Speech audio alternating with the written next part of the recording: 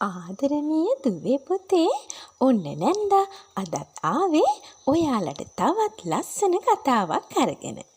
ඉතින් බලමුකෝ මේ ලස්සන කතාව මොකක්ද කියලා. එකෝමත් එක රටක ඈත ගමක ජීවත් වුණා අයියෙකුයි මල්ලියෙකුයි.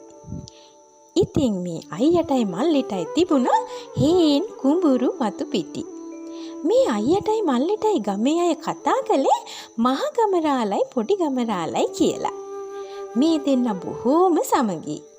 ඒ වගේම තමයි මගේ දුවේ පුතේ මේ දෙන්න චුට්ටක්වත් කම්මැලි දෙන්නෙක් නෙමෙයි. හැබැයි ඉතින් පොඩි ගමරාලගේ දුර්වලකමක් තිබුණා. පොඩි ගමරාල හරිම නෝන්ජල්. ඒ කියන්නේ දුවේ පුතේ පුංචි දෙයටත් බයයි. හිත දුර්වල කෙනෙක්. හැබැයි ඉතින් අපේ මහ ගමරාල නම් බොහොම නිර්භීත කෙනෙක්. ඔන්න ඉතින් දැහි කාලේ ආවා.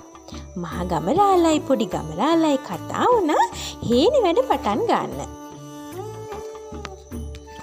අයියේ ඔන්න වැස්ස පටන් ගත්තා.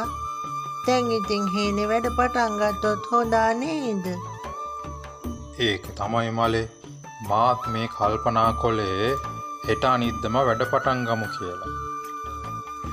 ඔන්න ඉතින් දෙන්නත් එක්ක එකතු වෙලා වැඩ පටන් ගත්තා. එක වර්ගයේ පැල හිටෙව්වා. බණ්ඩක්කා නෑ අල බතල මේ හැමදේම පැල කෙරුවා.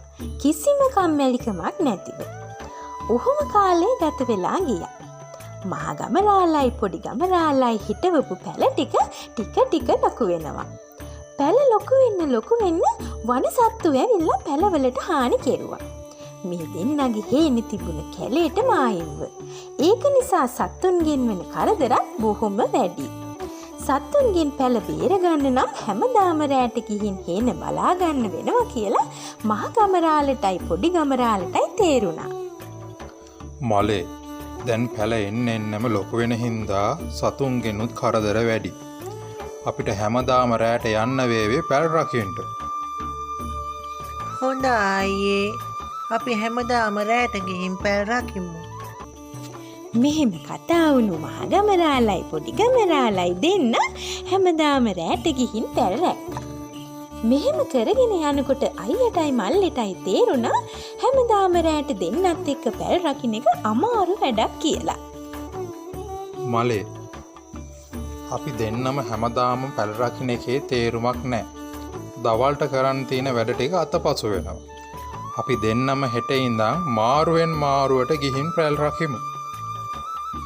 මහ ගමරාල මෙහෙම කිව්වාම පොඩි ගමරාල ටිකක් බයෙන් වගේ මහ ගමරාලගේ මූණ දිහා බලාගෙන හිටියා. මොකෝ මලේ නිකම් බය වෙලා වගේ? නෑ අයියේ තනියම පැල් රකින්ට යන්න මට ටිකක් බයයි වගේ.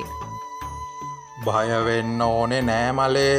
රැට ලොකු ගිනි මැලයක් ගැහුවාම සත්තු බයයි. අපේ පොඩි ගමරාල චූටි දෙයටත් බය නිසා තනියම පැල් රකින්න අදිමදි කළත් අයියගේ කතාවෙන් පස්සේ යන්න කැමති වුණා. ඔන්න ඉතින් දෙන්න කතා වුණු විදිහට මාරුවෙන් මාරුවට ගිහින් පැල් රකින්නවා. ඔන්න දුවේ පුතේ එක දවසක් පොඩි ගමරාල පැල් රකින්න යන දවසත් ආවා. කැලෙන් එහා පැත්තට වෙන්න මේ දෙන්නගේ හේන තිබුණු නිසා කැලේ මැද්දෙන් තමයි හේනට යන්න සිද්ධ වුණේ. පොඩි ගමරාල පැල් රකින්න දවසට රෑ වෙන්න කලින්ම හේනට ගියා. මොකද පොඩි ගමරාල කරවල වැටෙනකොට කැලේ යන්න බයයිනේ. ඒත් ඉතින් එදා නම් පොඩි ගමරාලට හොඳටම පරක්කු වුණා. කළුවර වැටෙන්නත් ලං වුණා. පොඩි ගමරාලගේ හාමිනේ හැමදාම රැට කන්න රසබත් මුලක් පොඩි ගමරාලට හදලා දෙනවා. එදා ඉතින් හාමිනේට කෑම හදන්න පරක්කු වුණ නිසා තමයි රෑ වුණේ. අනේ හාමිනේ ඔන්න කළුවරත් වැටිගෙන එනවා. කැලේ මැද්දේ යන්නත් ඕන. මෙන්න බත් මුල පරිස්සමට ගිහින් එන්න. හාමිනේ හදලා දුන්න බත් මුලත් අරගෙන පොඩි ගමරාල හේනට යන්න පිටත් වුණා. ඔය අතරේ කවුරුත් නොදන්න හොඳටම බඩගිනි උණු කොටිලාල කෙනෙක් හිටියා මේ කැලේ ඇතුලේ.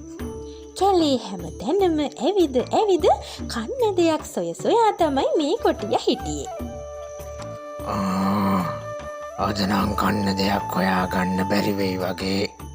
මං එනවා දැකලා සත්තු ටිකත් ඔක්කොම හැංගිලාද කොහෙද? අනේ ඉතින් මේ මුකුත්ම නොදන්න පොඩි ගමරාල බයෙන් කැලේ මැද්දෙන් හේනට යනවා. ඔහොම ටික දුරක් යනකොට කොටියා දැක්ක පාර දිගේ මිනිස්සෙක් යනවා. අර යන්නේ මිනිස්සෙක් නේද? මේ කවල්ල ගත්තනම් මට අද බඩකට පිරෙන්න කන්න තිබුණා. මෙහෙම හිතලා කොටියා හොරෙන් ගිහින් පොඩි ගමරාල ඉස්සරහට ගොරවගෙන පැන්නා. පොඩි ගමරාල හොඳටම බය වුණා. කොටියා ඉස්සරහ වැඳගෙන අඬන්න පටන් ගත්තා. අනේ කොටිරාල අනේ මාව කන්න එපා මට යන්න දෙන්න මම ඔබතුමා කියන ඕන දෙයක් කරන්නම් අනේ කොටියාමි. කොටියා ඉස්සරහ වැටීගෙන අඬන පොඩි ගමරාලව දැකපු කොටියා මෙහෙම කල්පනා කළා. මේ බයගුළු මිනිහව අදම කන්න හොඳ නෑ. මගේ වැඩ කරගෙන අන්තිමට කාලා දාන්න ඕන. මෙහෙම හිතපු කොටියා පොඩි ගමරාල දිහාට හැරිලා මෙහෙම කිව්වා. හොඳයි ගමයෝ. උඹ එහෙනම් මම කියන විදිහට ඉන්න ඕන. නැත්තම් මම ඔබ හොයාගෙන ඇවිල්ලා කාලා දානවා. තේරුණාද? හොඳයි කොටිරාලහාමි ඔබතුමා කියන ඕන දෙයක් මං කරන්නම්. හොඳයි. උඹ එහෙනම් හැමදාම ලොකු ගිනි මෙලයක් ගහන්න ඕන. මගේ මේ පිටේ තියෙන තුවාලේ කසන ගම මට සීතල හැදෙනකම් මට ගිනි පිඹින්න ඕන කියලා කොටියා කිව්වා. පොඩි ගමරාලගේ මල්ලේ තිබුණු බත් මුලත් අරගෙන කොටියා කෑවා. එදා ඉඳන් හැමදාම පොඩි ගමරාල පැල් රකින්න දවසට කොටියා එනවා. පොඩි ගමරාලත් ලොකු ගිනි මැලයක් එහෙම ගහලා කොටියාගේ හොරි කසනවා. කොටියා කියනකොට ගිනිත් තිබෙනවා. හොරි කසපිය ගිනි පිඹපිය. හොරි කසපිය ගිනි පිඹපිය.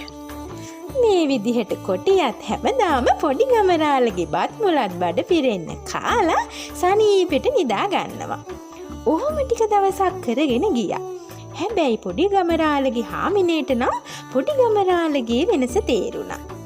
පොඩි ගමරාලගේ මූණ මැලවිලා නිතරම බය වෙලා වගේ තමයි හිටියේ. මොකේ ගමරාල මේ දවස් ටිකේම මූණ මැලවිලා වගේ මොකුත් අසනීපයක්වත්ද? එහෙම මොකුත් නෑ හාමිනේ. කොච්චර හැව්වත් පොඩි ගමරාල නෙමේ කාත් එක්කවත් මුකුත්ම කිව්වේ. මොකද ඉතින් කොටියා පොඩි ගමරාලව බය කරලානේ තිබුණේ. පොඩි ගමරාලගේ වෙනස තවත් බලාගෙන ඉන්න බැරිම තැන ගමහාමිනේ මහ ගමරාලත් එක්ක මේ විස්තරේ කිව්වා. අයියේ බලන්නකෝ අපේ පොඩි ගමරාල මේ ටිකීම ඉන්නේ හරිම බයෙන් වගේ. මූණත් එක්ක මැලවිලා ගිහිල්ලා. මටත් ටික දවසක ඉඳලා ඔය ගැන තේරුණා. ගිය දවස් ටිකේම හේනට ගිහිපු පාටක් නම් පේන්න නෑ. වගාවත් සත්තු විනාශ කරලා. මේ විදිහට පොඩි ගමරාලේ යාමිනේ මහ ගමරාලගේ වෙනස ගැන කතා වුණා. මේක හරියන්නේ නෑ. පොඩි ගමරාලගෙන්ම අහලා බලන්න ඕන මොකද්ද උනේ කියලා. මෙහෙම හිතපු මහ ගමරාල ගියා පොඩි ගමරාල හම්බ වෙන්න. මලේ මොකක් හරි ප්‍රශ්නයක් තියෙනවා නම් අපිට කියාපන්. මම ඉන්නවන ඕන දෙයකට කියලා මහ ගමරාල පොඩි ගමරාලට කිව්වා.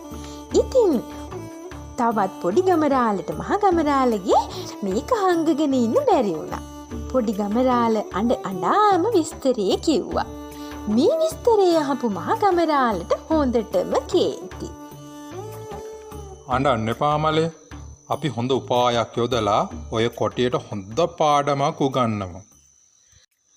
අනේ අයියේ මට බයයි අයියේ. බය වෙන්න කාරි නෑ මල්ලි. අදත් ගිහින් වෙනද වගේම කොටියගේ හොරි කස ගිනි පිඹින්න. මේ දෑක ඇත්තත් හිමීට ගිනි මැලියට දාලා තියන්න. මම ඉතුරු ටික බලා ගන්නම්. ඔන්න ඉතින් මහ ගමරාලයි පොඩි ගමරාලයි කොටියට හොඳ පාඩමක් උගන්වන්න කතා වුණා. ඔන්න ඉතින් දුවේ පුතේ පොඩි ගමරාල වෙනද වගේම හවස් වෙනකොට කැලේට ගිහින් ගිනි මැලයක් ගැහැව්වා. පුරුදු විදිහටම කොටියත් ආවා. පුරුදු විදිහටම පොඩි ගමරාලගේ බත් එකත් කාලා ගිනි මැලේ ගාවින් නිදාගත්තා. පොඩි ගමරාලට කියලා හොරි කසව ගන්න. ඔන්න දුවේ පුතේ මේ හැමදේම ගහකට මුවා වෙලා මහ ගමරාල බලාගෙනයි හිටියේ. ටික වෙලාවකින් කොටියට හොඳටම නිින්ද ගියා. පොඩි ගමරාල ඉනේ හංගන් හිටපු දෑකැත්ත හොරෙන්ම ගිනි මැලේට දැම්මා. ටික වෙලාවකින් දෑකැත්ත හොඳට ගිනි යම් වෙලා රත් වුණා. ඔන්න එතකොටම මහ ගමරාල හැංගිලා හිටපු තැනින් එළියට ආවා. කොටියට හොඳටම නිින්ද ගිහින්.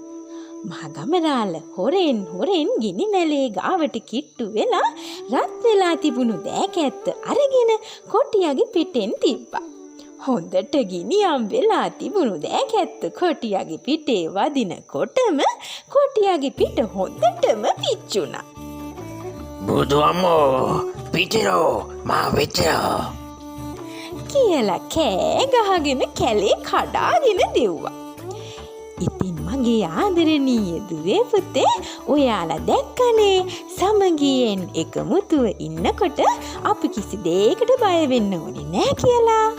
එහෙනම් ඉතින් ආයෙත් දවසක ලස්සන කතාවකින් ඕගොල්ලෝ හමු වෙනකම් ඔයාලට සුබ දවසක්.